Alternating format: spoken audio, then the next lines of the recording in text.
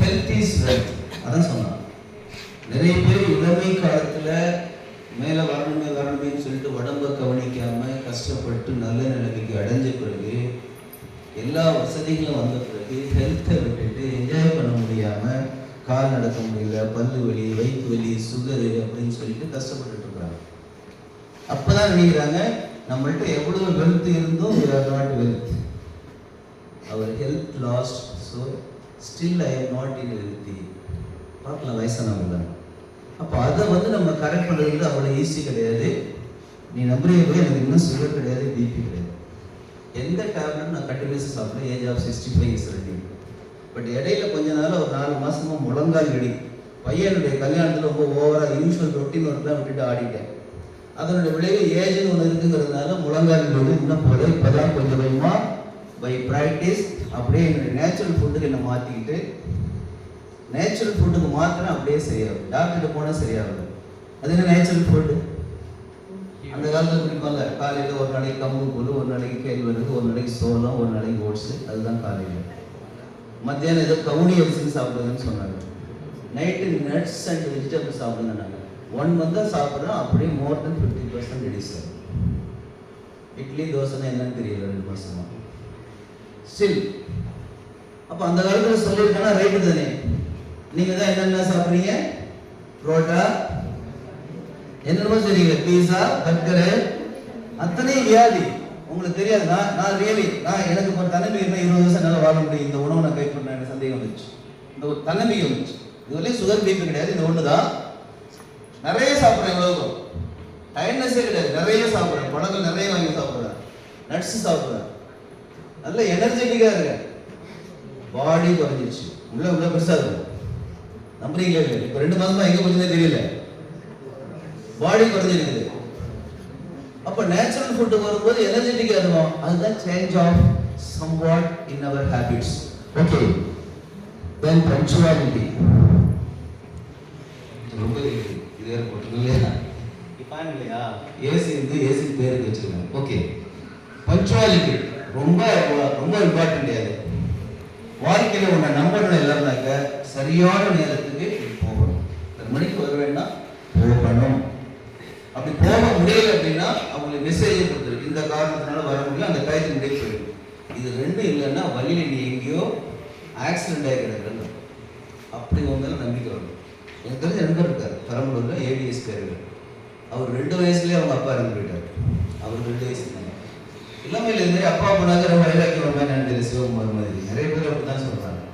நிறைய பேர் அப்படி தான் சொல்கிறாங்க. ஏன்னு தெரியல, ஒரு இம்யூனிட்டி பவர் ஜாஸ்தியாக தெரியல.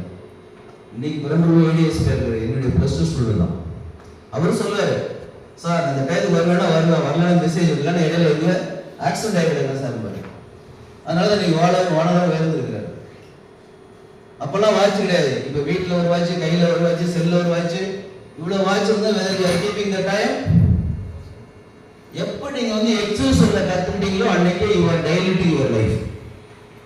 சாரி, எக்ஸசைஸ் சொல்ல ஆரம்பிச்சோன்னவே கூடுமானவரை அது சொல்வதை வாழ்க்கையில் கொஞ்சம் தவிர்த்துப்பார். அதுக்கு நீ சாக்ரிஃபைஸ் பண்ணி தான் ஆகணும். வேற வழி இல்லை. நல்லா மேக்ஸிமம் மெயின்டைன் பண்ணுறேன். அதுவே ஒரு பெரிய, அந்த டயத்துக்கு போகல, அதுவே ஒரு பெரிய வியாதி மாதிரி. ஸோ அதில் பங்க்சுவாலிட்டி ரொம்ப ரொம்ப முக்கியம். நீ என்ன சாதிக்கிற, எங்கேருந்து வர, எத்தனை மணிக்கு கிளம்புற, not necessary. But you should keep what is the time at least before that. Okay, then adhere the schedule. ஒரு ஷெட்யூல் போட்டு சொல்ல 6 மணிக்கு 7 மணிக்கு ஷெட்யூல் போடுறது பெருசு இல்லை. அதுபடி கரெக்டாக நடந்துக்க. ஏதாவது ஒன்று நடக்க முடியலன்னா ஆர்டராக ப்ரியாரிட்டி கொடுத்து அடுத்த நாள் முடிச்சுக்க. ஷெட்யூல் போடுறது பெருசாக இல்லை, பிளான் பண்ணுறது பெருசாக இல்லை. அன்றைக்கே கொஸ்டின் கேட்டேன், what is the gap between you and your success? I ask you. என்ன ஆன்சர் சொன்னோம்? It is the time difference between your planning and the execution. நீ திட்டமிடுதலுக்கும் திட்டமிட்டதை செயல்படுவதற்கும் உள்ள இடைவெளி தான் உனக்கும் உன் வெற்றிக்கும் உள்ள இடைவெளி. அப்படிங்கிறது நான் லாஸ்ட் கிளாஸ்ல just informed you. So adhere the schedule. Keep the workplace clean.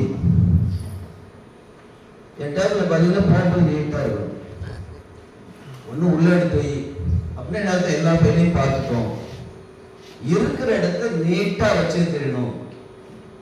பூலானாலும் புளிச்ச பிறகு குடி, கந்தையானாலும் கசக்கி கட்டு. ராயல்ட்டிக்கு தேவையில்லை. அப்ப இருக்கிற இடத்துல சுத்தமா ஒன்னையும் சுத்தமா வச்சுட்டு முகத்தை நல்லா படிச்சுன்னு 5 லிட்டரு சும்மா வீட்டுல இருந்து பழைய துணி எடுத்துரு, அதான் கட்சி நல்லா அடிக்கடி தேய்ச்சி ஒத்தரம் எடுத்து எண்ணெய் எடுத்துரு. அந்த வெளியில இருக்கக்கூடிய நரம்புகள் எல்லாம் மசாஜ் ஆகுது, பிளட் சர்க்குலேஷனாக உனக்கு சுறுசுறுப்பு. அதான் மூஞ்சிகள் போது சுறுசுறுப்பு இருக்காங்க, அது ஒரு அடிப்படை காரணம்.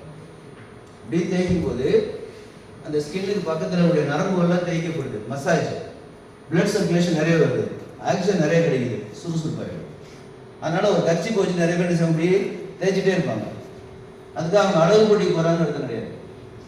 அங்க மசாஜ் ஆகுது, பிரெயினுக்கு நிறைய வந்து சர்க்குலேஷன் வருது, எனர்ஜி கிடைக்குது. நமக்கும் பார்க்குறவங்க என்னடா என்ன வடிக்குது எங்காவது சொல்லுவாங்க, என்ன எங்க சார் எப்போதான் நீங்க டீ ரொம்ப பழிச்சுட்டே இருப்பாங்க. நான் அப்பப்போ என்ன செய்வேன், எல்லா இடத்துலையும் ஒரு சீப்பு ஒரு பவுடர் வச்சிருக்கேன்.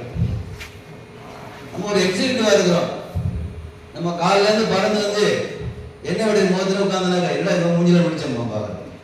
நம்ம எங்கேருந்து வந்தால் என்ன பண்ணிட்டு இருக்குன்னு தெரியாது. போனால் உடனே என்ன செய்யணும், ஒரு துண்டை வச்சு நல்லா தொடச்சி ரெண்டு பவுடர் போட்டு உட்காந்தாதான் அட்மிஷன் வருது. ஓ அட்மிஷன் டைரக்டரா கொஞ்சம் நீட்டாக இருக்காரு, உள்ள 1000 குப்பைகள் மனசுக்குள்ள ஒன்றுண்ணா கஷ்டப்பட்டு போவோம். இப்படி வெளித்தோட்டத்தை நீட்டாக ஃப்ரெஷ்ஷாக வச்சு தான் பார்க்க என்ன செய்வாங்க. நீங்கள் ஜவுளி கடைகளுக்கு உங்கள் நகை கடைக்கு போங்க, அங்கே உள்ள ஒவ்வொரு அவருக்கும் அந்த உள்ள பொண்ணுங்க வந்து போய் மேக்கப் போட்டு வந்துருக்கணும் பார்க்கலாம். எந்த ஜவுளி கடை எந்த ஜுவல்ஸும் போன அது கருப்பாக சோப்பாங்க இல்லை, 1 hour இன்ஸ்ட்ரக்ஷன். உள்ளே போகணும், சோப் போட்டு முகத்தை வாஷ் பண்ணணும், பவுடர் அடிக்கணும், லிப்ஸ்டிக் போட்டுக்கணும், என்னென்ன ஆகணும் அத்தனையும் போட்டுக்கணும். ஒரு பொண்ணு கேட்டாங்க, என்னம்மா இங்கேருந்து இவ்வளவு காசு தான் குறைச்சாரு. இல்லை சார் இங்கே நான் அழகா இருக்கல சார், கதை சொல்கிறேன், அழகாக வச்சுக்க முடியுது சார், ஏசியில் இருக்கேன், நீட்டாக என்ன ட்ரெஸ் பண்ணிட்டு இருக்கேன், அடிக்கடி முகத்தை ஒழுங்குபடுத்திட்டு இருக்கேன், அதுக்காக நான் வேலைக்கு வரேன் சார், உங்களுக்கு கொடுக்குற காசுக்காக. அப்போ அந்த என்வரன்மெண்ட்டை உருவாக்கி அதுதான் முக்கியம் உங்களுக்கு. Sir keep the work place clean, not only work place but you also. allot a time for each activity and adhere it. இப்படியே சொன்னேன், ஒன்றுக்கு ஒரு நேரத்தை ஒதுக்கிப்பாரு. உலகத்தில் எல்லா வேலையும் என்ஜாய் பண்ணலாம். ஒரு ஜாலியாக 1/2 மணி நேரம் பாட்டை போட்டு டான்ஸ் ஆடலாம், ஸ்ட்ரெஸ் அப்படியே போயிடும். ஃப்ரெண்ட்ஸ் கூட 1/2 மணி நேரம் ஜாலியாக என்ஜாய் பண்ணு, அம்மாவுக்கு 1/2 மணி நேரம் ஹெல்ப் பண்ணு, வெளியில் ஊர் அப்படியே சுற்றிட்டு வா, 1/2 மணி நேரம் படி, 1/2 மணி நேரம் எழுது, 1/2 மணி நேரம் கதை எழுது, கவிதை எழுது, கட்டுரை எழுது. யோசிச்சு பாரு, எல்லாத்தையும் விட்டுட்டு 5 மணி நேரம் அரட்டை அடிச்சுட்டு இருக்கான். அவன் கிரிக்கெட்ல அவன் வந்து கோடி கோடி அவருக்கு உனக்கு என்னையே 2 மணி நேரம் 4 மணி நேரம் வேஸ்ட் பண்ற. அவன் ஆடல் பாடல் பாடி அவன் சம்பாதிக்கிறான், உனக்கு என்ன அவர் நீயே அதை டைம் ஸ்பெண்ட் பண்ற. நம்ம கரெக்டா இருக்கணும். What benefit you are getting? Today the youngsters are spending more time for cricket and extra entertainment only for earning that fellows, not you. அது கொஞ்சம் யாரா சிந்திக்கலையா? செஞ்சு பாரு. Okay, keep next day's dress study matters etc. So நாளை காலையில் என்னங்கிறது நைட்டே எடுத்துட்டு நிம்மதியாக படுக்கலாம். எடுத்துன்னு அப்படியே தூக்கி போட்டு. எனக்கு தெரிஞ்சு ஒருத்தங்க அவங்க பார்ட்ஸே கடைபிடிக்கிறாங்க, எனக்கு தெரிஞ்சு ரொம்ப க்ளோஸ் தான். ஒன்று ட்ரெஸ் அவங்க உடம்புல இருக்கணும், இல்லாட்டி அது அழுக்கு கூடன்னு ஒன்று இருக்கும், அதுக்குள்ளே மூடப்பட்டிருக்கும், இல்லைன்னா அது துவைச்சு மடிக்கப்பட்டிருக்கும். 3 பிளேஸ் தான் ட்ரெஸ் எடுத்துருக்கிறோம். என்னது? ஒன்று உடம்புல இருக்கும், அதுக்கடுத்து எங்கே போகுது? துவைக்கிற வரைக்கும் அழுக்கு கூடைக்கு போகும், மூடப்பட்ட அழுக்கு கூடைக்கு, ஓப்பன் வராது. அதுக்கு பிறகு அன்னைக்கே வாஷ் பண்ணி என்னையால் வாஷ் பண்ண அன்னைக்கு மடிக்கப்பட்டு இன்னொரு இடத்துல அதுக்குன்னு அலாட் பண்ண பிளேஸில் போயிடும். அப்போ அந்த இடம் எப்படி இருக்குன்னு பாருங்க. ஒரு கயிறு கட்டுவாங்க மாலை தொடிக்க அப்படின்னு இங்கேருந்து அங்கே வரைக்கும், அதெல்லாம் கிடக்கும். போனோன்னு தூக்கி போட்ட வேண்டியது, கழுதை குதிரை எல்லாம் அதை கிடக்கும். அப்படியே தேடுவார், எல்லாருடைய வியர்வையும் ஒருத்தரோட சேர்ந்து அந்த துணிகளை போட்டு இன்ஃபெக்ஷன் ஏற்பட்டு டிசீஸ் ஏற்பட்டு அத்தனை வரும். நம்ம படிச்சிட்டோம். ஸோ அதனால அதெல்லாம் கொஞ்சம் நீட்டாக வச்சுக்கோங்க. Keep next days let there be discipline of thought, word and deed. ரொம்ப முக்கியம். தாட்னா என்ன? எண்ணத்தில் சுத்தமாக டிசிப்ளின் ஆவார். வேர்டு, வார்த்தைகளை சுத்தமாக பயன்படுத்து, டிசிப்ளின்டு வேர்டு. டீட், செயல்பாடு. அப்போ உன்னுடைய எண்ணம், உன்னுடைய வார்த்தை, உன்னுடைய செயல். நீ யாரை பார்க்கிற, என்ன பேசிக்கிட்டு இருந்த, எதை பற்றிய காட்சிகளை பார்த்த, அதுதான் நமக்கு எண்ணம். அந்த எண்ணம் தான் நமக்கு வார்த்தைகளாக வெளியில வருது. அதைத்தான் என்ன செய்யற, செயலா பண்ற. அதுதான் உனக்கு பழக்கமா வரும். நாளடைவில் அது வழக்கமா வரும். ஸோ பழக்கம், வழக்கமா செயல், எண்ணம். ஃபர்ஸ்ட் எண்ணம், வார்த்தை, செயல், வழக்கம், வழக்கம். அப்படி எதை எடுத்துக்கிறது ரொம்ப ஈஸி. இப்போ வாழ்க்கையில் முன்னேறது ஒன்றும் கஷ்டமே இல்லைப்பா. நான் திரும்ப சொல்றேன், பிலோ பாவர்ட்டி முதல் நாள் சொல்லிட்டு நான் யார் என்னன்னு சொல்லி இன்னைக்கு இந்த அளவுக்கு வந்திருக்கோம், வளர்ந்துருக்கோம். படிக்காத அம்மா அப்பா, கிராமம், விவசாயம் சொன்னேன். இப்போ என்னுடைய அசட் நான் பெருமையாக எடுத்துக்கிறேன். சென்னையில் ஒரு அழகான வீடு வச்சிருக்கிறேன், தஞ்சாவூரில் ஒரு 9 வீடு வச்சிருக்கேன், ஊரில் ஒரு வீடு வச்சிருக்கேன். சாதாரண அரசியல்வாதி கிடையாது, நான் கொள்ளையடிக்கல. Only because of having the teacher as well as the tuition. என்னுடைய முதல் கடவுள் எது? டியூஷன் தான். ஒரு நாள் 6வது டியூஷன் பண்ண முடியாது, எல்கேஜி எடுக்க முடியாது, 9வது 10வது 1வது யாருக்கு முடியுமோ போய் ஒரு பிள்ளை கிடைச்சாலும் கூட்டு ஃப்ரீயா நடக்கும். 1 மணி நேரம் அதுக்காக. That is the commitment. வேலை இல்லைன்னு சொல்லாத. 1 மணி நேரம் ஆனாவில் சொல்லிட்டு பக்கத்து பிள்ளைக்கு சும்மாவாது. அது குட் மார்னிங் அங்கிள்ங்க, உனக்கு ஒரே சந்தோஷம். Good morning teacher. அவங்க வீட்டுக்காரங்க பார்த்து கொண்டு வளம் பார்ப்பாங்க. அவங்க வீட்டில் உள்ள இட்லி வடை தோசைலாம் உனக்கு வரும். அட்லீஸ்ட் சொல்லி கொடுக்குற வரைக்கும் அந்த அந்த அந்த ஒரு அதுக்கு நீ அடிமையாயிட்டுனா, அந்த போதைக்கு அடிமையாயிட்டுனா அடுத்து என்ன செய்ய ஆரம்பிச்சிருவேன்? அதை நீ கண்டினியூ பண்ண. உன்னுடைய நாலேஜ் வரும். நிறைய பிள்ளைங்க உன்னை நோக்கி வரும். கொஞ்ச காலத்தில் பணமும் வரும். நீ காம்படிஷன் எக்ஸாம் போனால் இந்த ஃபண்டமெண்டல்ஸ் உன்னை சர்வசாதாரணமாக போகும். நான் 85லேருந்து 94 வரைக்கும் போட்டி காலேஜில் ஃபிசிக்ஸ் ப்ரொஃபஸராக 90 வரைக்கும் இருந்தேன். அப்போ கம்ப்யூட்டர் சயின்ஸ் படித்தவங்கள கம்ப்யூட்டர் சயின்ஸ் 4 இயர்ஸ் ஒர்க் பண்ணேன். 1994 9 வருஷம் டெம்பரரி. அவன் கொடுக்குறது 1020 ரூபா. நான் டியூஷனில் 10,000 சம்பாதிக்கிறேன். இப்படியே இருந்தால் பரவாயில்ல நினச்சிக்கிறேன். டெம்பரரி. தென் அப்படியே தூக்கி போட்டு ஹையர் செகண்டரி போன Pattukkottai girls higher secondary school 2009 வரைக்கும் 13 வருஷம்.